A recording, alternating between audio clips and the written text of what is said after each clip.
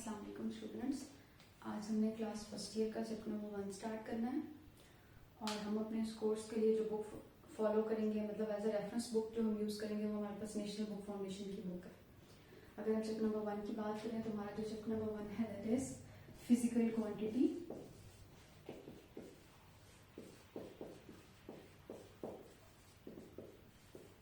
And measurement.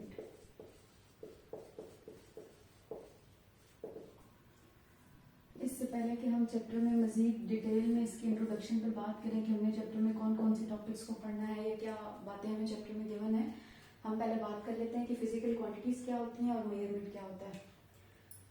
आप लोगों ने इससे पहले भी फिजिकल क्वांटिटी के बारे में पढ़ा होता है 9th-10th में, चूंकि हम फिजिक्स को एज अ सब्जेक्ट पढ़कर आए होते हैं तो हमें पता होता है कि जी all those quantities which are measurable are known as physical quantities. Measurable का मतलब है कि वो तमाम क्वांटिटीज जिनको हम मेजर कर सकते हैं, जिनको हम कोई नंबर असाइन कर सकते हैं, they are called physical quantity.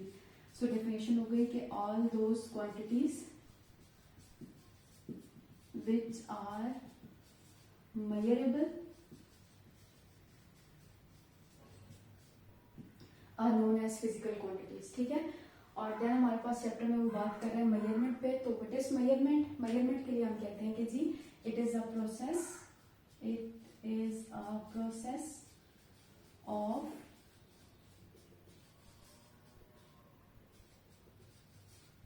of assigning a number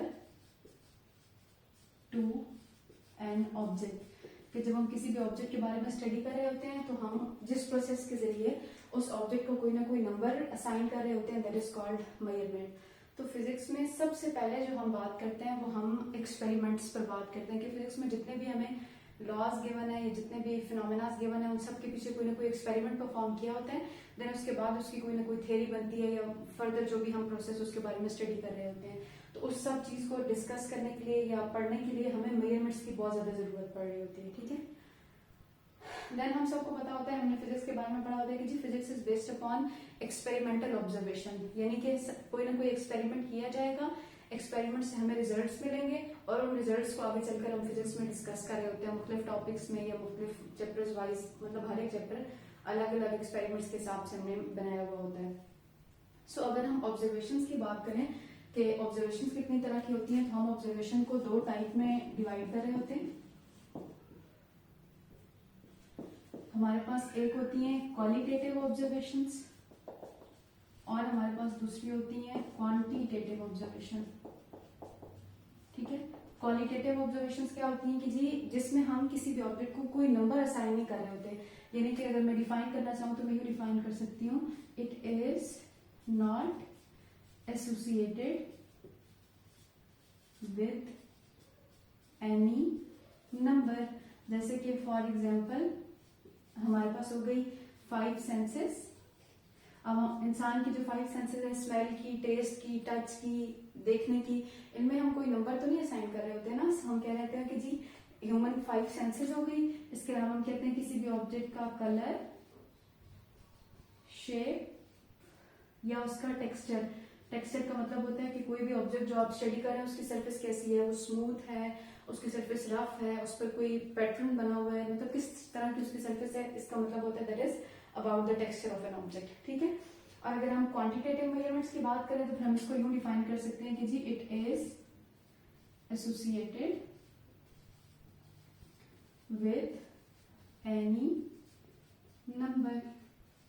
for example हम कहते हैं कोई भी ऑब्जेक्ट है हमारे पास, आपने उसकी लेंथ मेजर की है और हमारे जो ऑब्जेक्ट की लेंथ थी वो 5 मीटर है। फॉर एग्जाम्पल आपने किसी भी ऑब्जेक्ट का मास मेजर किया दैट इज 10 किलोग्राम। तो देखिए अब यहाँ पर आपने लेंथ को डिस्क्राइब करने के लिए 5 मीटर का लफ्ज इस्तेमाल किया, तो उसमें 5 आपने एक मैथमेटिकल नंबर असाइन कर दिया। इस तरह मास के लिए आपने 10 किलोग्राम का लफ्ज इस्तेमाल किया तो आपने 10 एक नंबर असाइन कर लिया। अगर इसी बात को हम याद करें तो देखिए फिजिकल क्वांटिटी के बारे में जब हम स्टडी करते हैं ना तो हमने पढ़ा होता है कि जी फिजिकल क्वांटिटी की 2 कैरेक्टरिस्टिक्स होती हैं।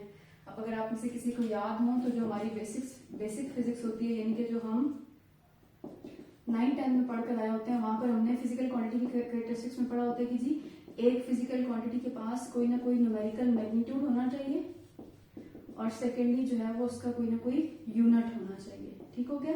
सो यही दो बातें अगर हम देखें तो क्वालिटेटिव ऑब्जर्वेशन में इसका न्यूमेरिकल मैग्नीट्यूड भी है यानी कि 5 और इसके साथ यूनिट भी एसोसिएटेड है। इस तरह यहाँ पर 10 न्यूमेरिकल मैग्नीट्यूड है और किलोग्राम्स के साथ यूनिट एसोसिएटेड है।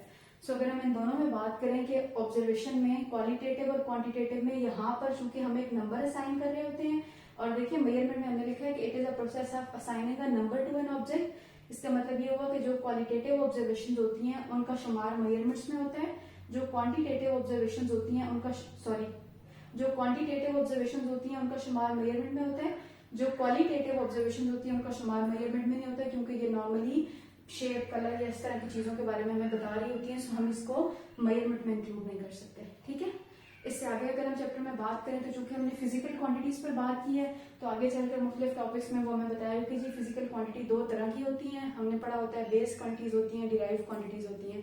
इसके अलावा फिर वो हमें क्वांटिटीज से रिलेटेड बताएगा कि जब भी हम कहीं पर किसी चीज को मेजर कर रहे होते हैं उसका कोई ना कोई न्यूमेरिकल मैग्नीट्यूड लिखा होता है तो उसमें एरर कितना आ सकता है, उसके अंदर अनसर्टेनिटी होती है या नहीं होती, और एट द एंड चलकर वो हमें डायमेंशंस के बारे में बताएगा कि जी मेजरमेंट्स का डायमेंशंस के साथ क्या ताल्लुक है। सो ये बेसिक बातें हैं जो हम चैप्टर के स्टार्ट में डिस्कस कर लेते हैं, फिर वन बाय वन फर्दर मुख्तलिफ टॉपिक्स में हम इनको डिटेल में स्टडी करते जाएंगे।